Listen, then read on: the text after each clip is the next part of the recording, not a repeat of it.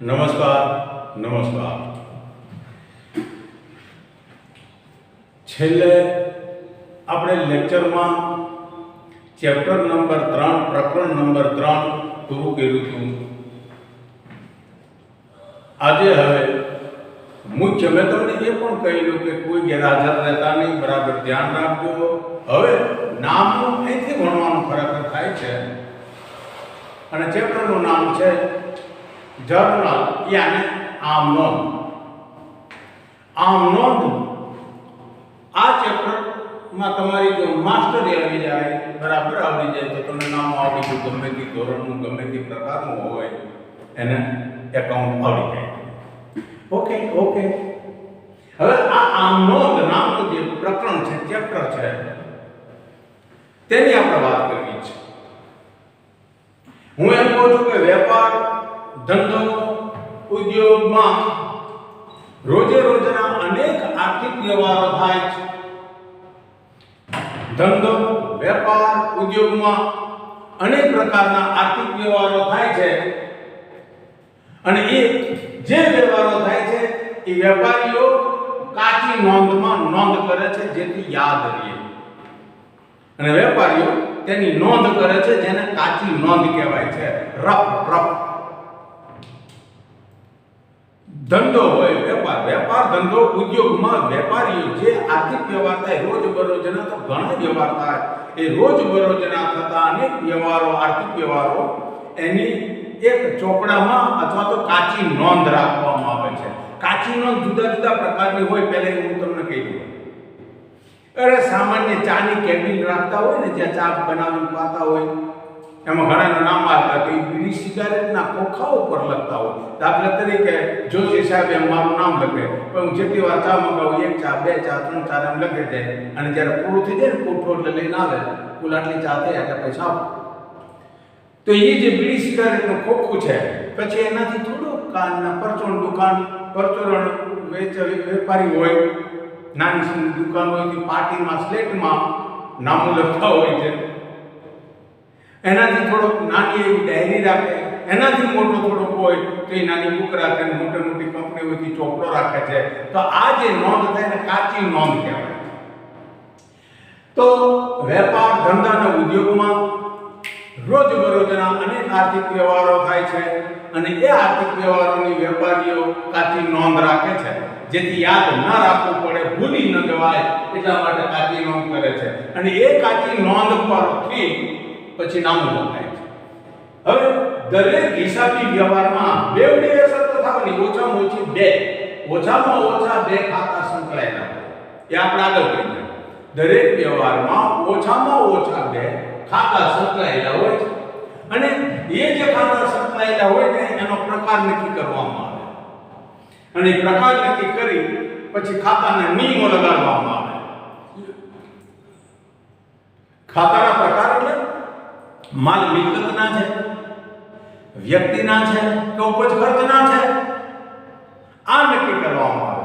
અને એ નક્કી થઈ જાય, દાખલા તરીકે વ્યક્તિના પ્રકાર હોય તો એ વ્યક્તિ લાભ લેનાર છે કે લાભ આપનાર છે, આમ નક્કી થાય. એટલે પછી ત્યાં ખાતાના નિયમો એનો ઉપયોગ કરવામાં આવે, અને એ નિયમોનો ઉપયોગ કરી કયું ખાતું ઉધાર થશે કે કયું ખાતું જમા થશે એ નક્કી કરવામાં આવે છે. સમજે છે? ઝડપથી ટૂંકમાં કહી દઉં તો વેપાર, ધંધા અને ઉદ્યોગમાં રોજબરોજના અનેક આર્થિક વ્યવહારો થાય છે. વેપારી તેની પહેલા વહેલા કાચી નોંધ કરે છે, જેથી વ્યવહાર ભૂલાઈ ન જાય, અને આ કાચી નોંધ પરથી નામો લખવામાં આવે છે. અહીંયા સુધી મેં વાત કરી હતી. દરેક હિસાબી વ્યવહારમાં ઓછામાં ઓછા 2 ખાતા સંકળાયેલા હોય છે. તે ખાતાના પ્રકાર નક્કી થાય છે, પછી ઉધાર જમાના નિયમો લગાડીને એનો ઉપયોગ કરીને કયું ખાતું ઉધાર થશે, કયું ખાતું જમા થશે તે નક્કી કરવામાં આવે. તો આમ ઉધાર જમાના નિયમોને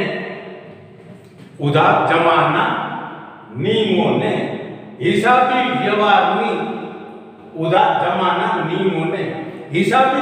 વ્યવહારની પ્રથમ નોંધ, પહેલી નોંધ જે ચોપડામાં થાય છે એને આમનો કે આમનો ચોપડો કહેવામાં આવે છે. ઉદાર જમાના નિયમોને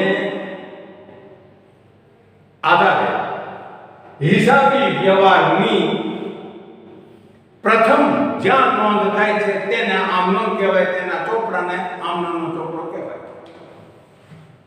તો આટલી વાત તો આના ઉપરથી મારે આની લાક્ષણિકતા જોવી છે, એના લક્ષણો જોવા છે.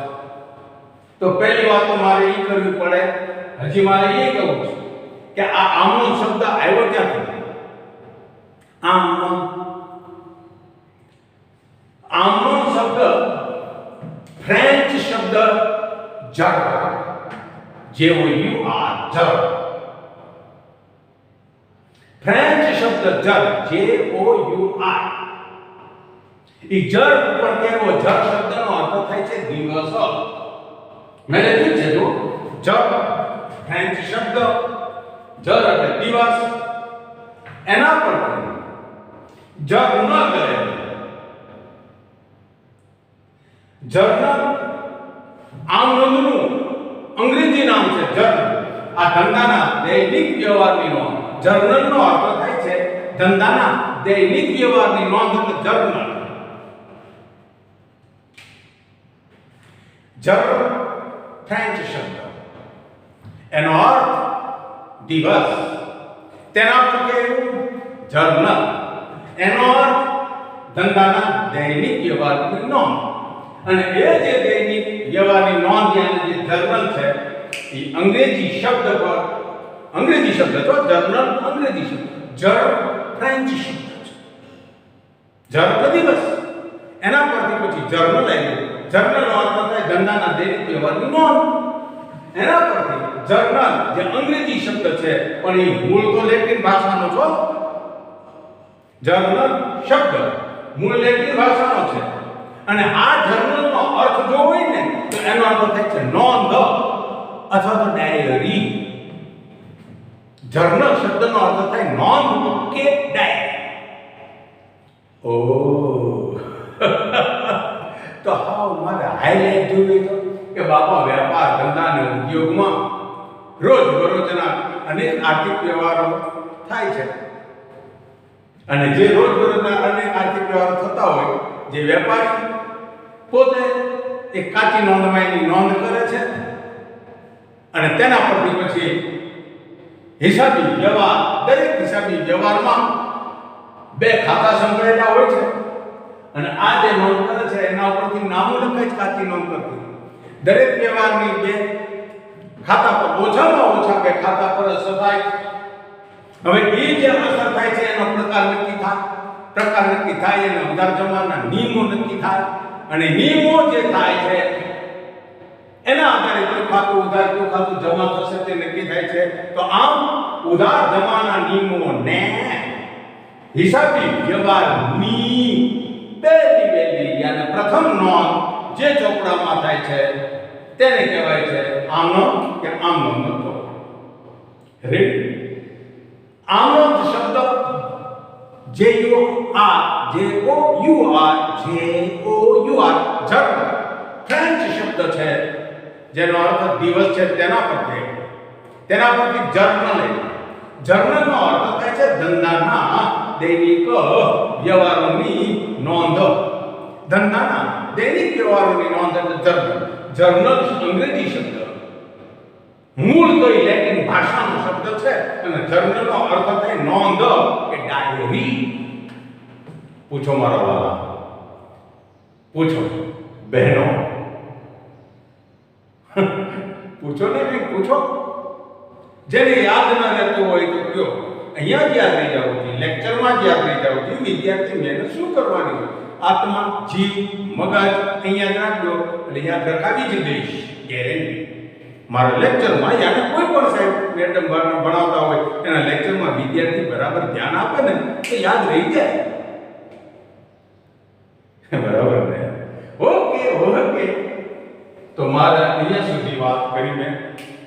હવે એ આમનોંધનો અર્થ તમે જાણી લીધો કે ઉધાર જમાના નિયમોને હિસાબી વ્યવહારની જે પ્રથમ નોંધ કરવામાં આવે છે, જે ચોપડામાં થાય છે એને આમનોંધ કહેવાય. આમનોંધનો ચોપડો કહેવાય. જર્નલ ફ્રેન્ચ શબ્દ છે જેનો અર્થ થાય છે દિવસ, એના પરથી જર્નલ આવ્યું, જેનો અર્થ થાય છે ધંધાના દૈનિક વ્યવહારની નોંધ. જર્નલ એ અંગ્રેજી શબ્દ પણ મૂળ લેટિન ભાષાનો અર્થ છે અને એનો અર્થ થાય છે નોંધ કે ડાયરી. હવે મારા આ આમનો છે એની લાક્ષણિકતા, એના લક્ષણો કહેવાય. ચાલો, મૂળભૂત કે પાયાનો ચોપડો ગણાય છે. આમનો પૂછે છે, બહુ પૂછાય છે, એક આ જરવાળું બહુ પૂછાય છે. અબ મજા આયેગા સાલા. તો આના પરથી આપણે લક્ષણો જોવા છે. મૂળભૂત કે પાયાનો ચોપડો જો કોઈ હોય તો ત્યાં આમ નોંધ છે. આમ નોંધ એ નામાનો મૂળભૂત પાયાનો આધાર ચોપડો છે. આ મૂળભૂત કે પાયાનો આધાર ચોપડો છે. અને બીજું લક્ષણ મારે કહેવું, એમાં તમામ વ્યવહારોની નોંધ તારીખના ક્રમમાં કહેવાય. આડધડની મન આવે એમ નહીં. પહેલો આમનો નામાનો મૂળ મુખ્ય આ મૂળ આધાર પાયાનો ચોપડો છે.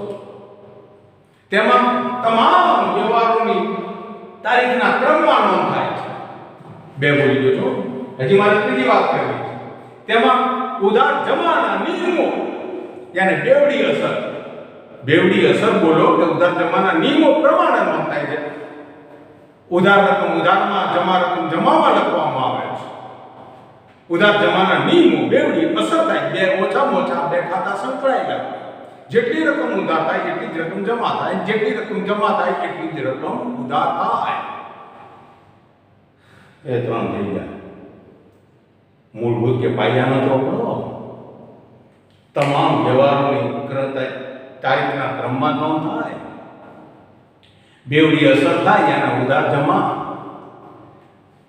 બાબત જે ટૂંકી સમજૂતી લખવામાં આવે છે અને એને બાજે કહેવાય છે. જે વ્યવહાર લખવામાં આવે છે, નોંધવામાં આવે છે ને નામામાં, એમાં ટૂંકી સમજૂતી લખવામાં આવે છે. આપણે જોશું એને કહેવાય છે બાબત જે. હજી મારે જ્યાં બેવડી અસર એ આ ઉધાર જમાના નિયમો. ખાતા વહી ખતવણીનો આધાર. આમ નોંધ એ આધાર છે, આમ નોંધ એ પાયો છે, આમ નોંધ એ મૂળભૂત. ત્યાંથી સ્ટાર્ટ, એટલે ત્યાંથી સ્ટાર્ટ થાય છે. એના પરથી ખાતા વહી નામના ચોપડામાં એ વ્યવહારોની ખતવણી થાય. જેને ખાતા વહી ખતવણીનો આધાર જો કોઈ હોય તો તે છે આમ નોંધ.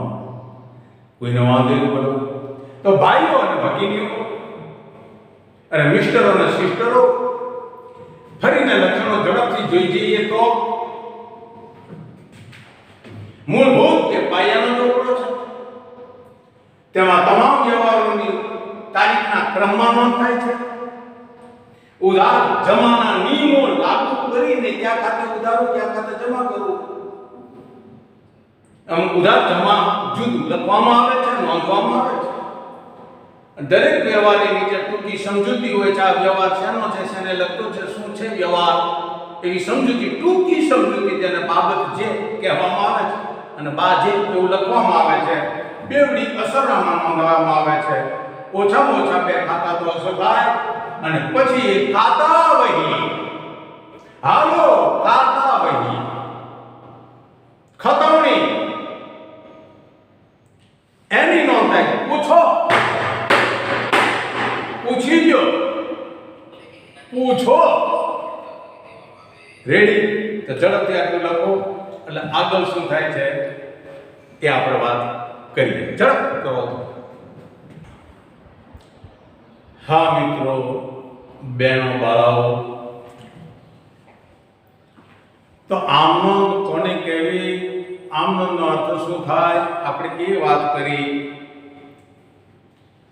હવે આપને હું આમનોંધનો નમૂનો સમજાવું છું, પણ એ પહેલા કહી દઉં કે ધંધો, વેપાર, ઉદ્યોગમાં રોજબરોજના અનેક આર્થિક વ્યવહાર થાય છે. તો એમાં તે વ્યવહારોની પ્રથમ કાચી નોંધ તૈયાર થાય છે, કાચી નોંધ લખવામાં આવે છે જેથી વ્યવહાર ભૂલાઈ ન જાય એટલા માટે. આ કાચી નોંધ પરથી નામો લખવામાં આવે છે અને દરેક આર્થિક વ્યવહારની બેવડી અસર હોય છે. ઓછામાં ઓછા બે ખાતા સંકળાયેલા હોય છે અને તે ખાતા નક્કી કરી એના પ્રકાર નક્કી થાય, એના આધારે ઉધાર જમાના નિયમો લગાવીને જે પ્રથમ નોંધ કરવામાં આવે છે, જે ચોપડામાં એના આમનોંધ કહેવાય. આવી વાત આપણે કરી. પણ મારે એક વાત કરવી છે. કાચી નોંધ છે ને એને દ્વિનોંધીનામા પદ્ધતિમાં કાચી નોંધ કહેવાય છે, જ્યારે દેશીનામા પદ્ધતિમાં એના નામ જુદા છે. સૂડિયું, દણિયું, ધડિયું, ચાચણ, ટેચણ આવા નામ છે. તો સૂડિયું, દણિયું, ધડિયું દેશીનામા પદ્ધતિમાં કાચી નોંધના આ નામ છે. સૂડિયું, સૂડી હોય ને, સૂડી સોપારી કાપવાની વાત કરવાની. સૂડિયું, દણિયું, ધડિયું, ટાચણ આવા નામ છે. ઓકે. તો હવે આમનોંધ અને એના લક્ષણો જોયા પછી મારે એનો નમૂનો તમને સમજાવવો કે જે વ્યક્તિ અને જે ધંધાની જેની આમનોંધ હોય એનું નામ લખવાનું. પહેલા જોઈ લો આમનોંધનો નમૂનો કેવો હોય. પહેલું ખાનું તારીખ, બીજું ખાનું વિગત, ત્રીજું ખાનું ખાપા, પછીનું ખાનું ઉધાર રૂપિયા, પછીનું ખાનું જમા રૂપિયા. આ મેન તારીખ, વિગત, ખાપા, ઉધાર રૂપિયા, જમા રૂપિયા. પાંચ ખાના. તારીખ, વિગત, ખાપા, ઉધાર રૂપિયા, જમા રૂપિયા. રેડી યાદ? શું? તારીખ, વિગત, ખાપા. બોલો મારા બાપા, મારતા નહીં ધાપા. શું? તારીખ, વિગત, ખાપા, ઉધાર રૂપિયા, જમા રૂપિયા. પછી હું બધાનો અર્થ તમને સમજાવું છું. જોઈજો, પહેલા નમૂનો જોઈજો મારા વાળા, નમૂનો જોઈજો.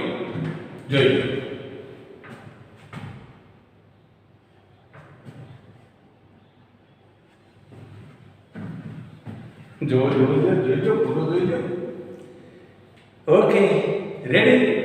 તો હવે એક પછી એક બધાની હું તમને ઓળખાણ કરાવું. તારીખ આપણે બોલતા હતા, લક્ષણોમાં જોયું હતું કે આમનોંધનો જેને ચોપડો કહેવામાં આવે છે તેમાં તમામ વ્યવહારો તારીખના ક્રમમાં જ લખવામાં આવે. પણ તારીખ કેમ લખવાની સમજી લીધું. પહેલા સાલ લખાય, પછી મહિનો લખાય અને એ મહિનાની તારીખો લખતી જવાની. આપ જોઈ શકો છો 2019ની સાલ, જાન્યુઆરી મહિનો, પહેલી તારીખ.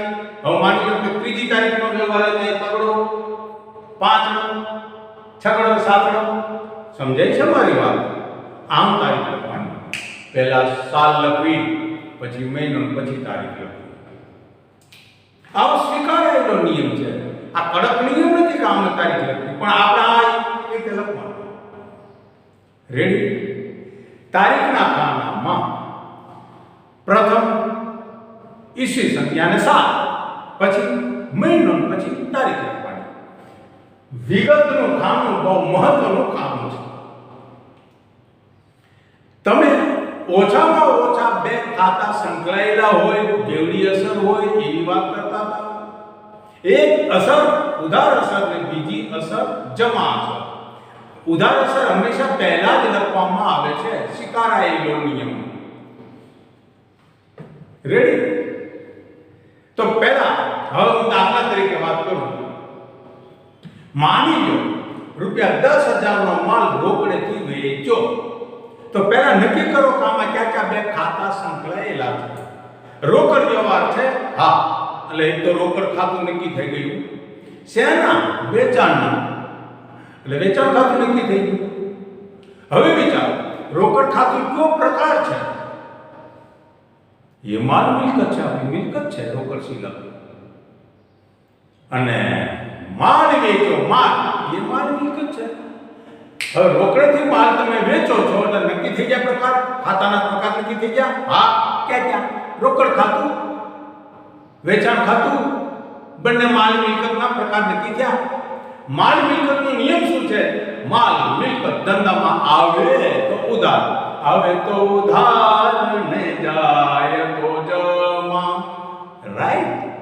તો આવે તો ઉધાર થાય ને, એટલે રોકડેથી માલ વેચીએ તો રોકડા આવે છે ને જાય છે? આવે છે. આવે તો એના કહે રોકડ ખાતે ઉધાર. હેલો હેલો હેલો, મેં પૂરું ઉધાર એમ લખ્યું નથી. देखो मगर दिल से प्यार से प्रेम से ध्यान રાખશે.